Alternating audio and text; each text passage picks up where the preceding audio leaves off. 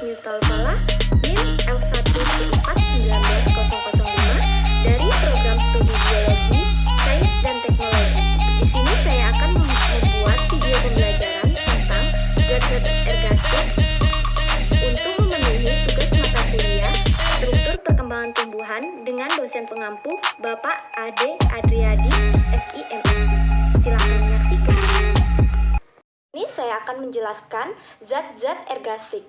Beberapa macam zat ergastik, yang pertama itu yaitu pati, kedua tanin, ketiga protein, keempat lemak, minyak dan lilin, dan yang terakhir itu kristal. Di sini saya akan menjelaskan zat-zat ergastik. Zat ergastik merupakan hasil metabolisme yang sudah tidak terpakai atau cadangan makanan. Ada 3 fungsi dari zat ergastik. Yang pertama itu penyimpanan cadangan makanan, misalnya pada amilum, dan yang kedua pemeliharaan struktur lilin atau bahan perlindungan, dan yang terakhir itu adanya kristal Ca oksalat dalam suatu jaringan tumbuhan yang dapat menyebabkan reaksi alergi bagi hewan yang memakannya, sehingga hewan tersebut tidak akan bernafsu menyentuhnya untuk yang kedua kalinya. Ada macam-macam zat ergastik. Yang pertama itu pati.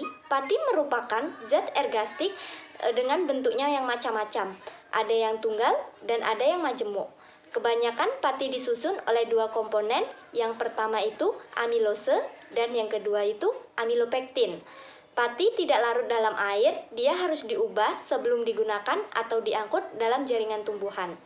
Dan berdasarkan letak hilusnya, pati dapat dibedakan menjadi 2. Yang pertama, amilum eksentris, dan yang kedua, amilum konsentris. Sedangkan berdasarkan jumlah hilus amilum, dibedakan menjadi yang pertama, amilum tunggal model left, dan amilum setengah tunggal, dan yang terakhir itu amilum majemuk. Berdasarkan letak hilus pati dapat dibedakan menjadi 2. Yang pertama itu pati konsentris, yang kedua pati eksentris. Pati konsentris itu hilux yang terletak di tengah-tengah pati, dan pati eksentris itu hilux yang terletak di tepi pati. Seperti gambar berikut, bahwa terbukti pati konsentris itu terletak di tengah-tengah pati dan pati eksentris itu terletak di tepi pati.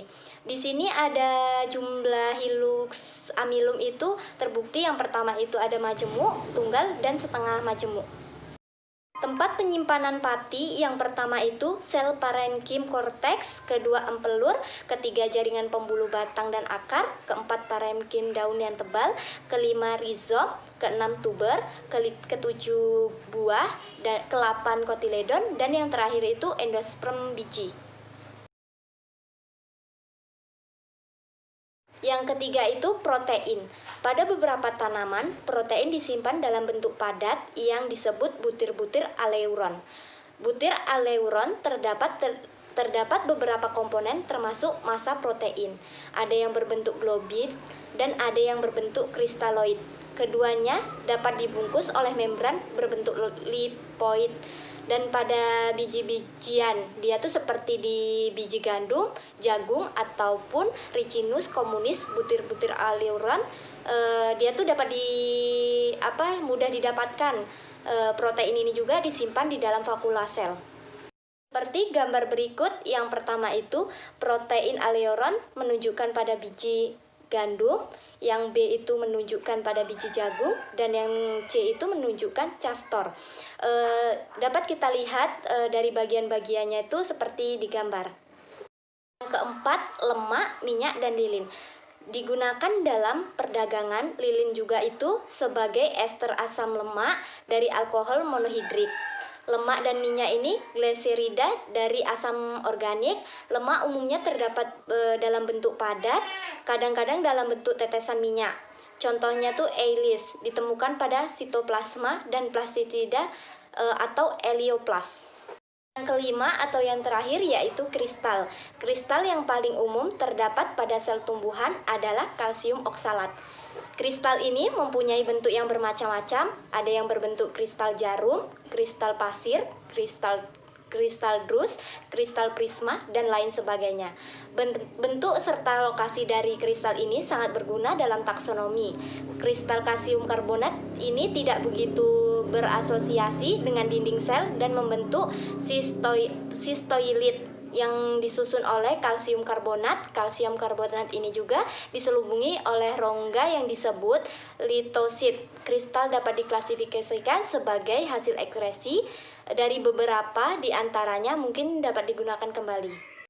Kristal bermacam-macam. Yang pertama, rapindes atau jarum, dia tuh terletak pada akar vitis ataupun di daun Ipatiens. Yang kedua, yaitu drus atau dia tuh terletak pada akar Ipomea batatas dan di korteks carica pepaya.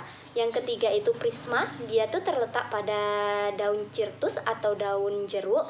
Dan yang terakhir itu atau yang keempat yaitu pasir, dia tuh terletak pada amaratus atau batang Sabucus nigra.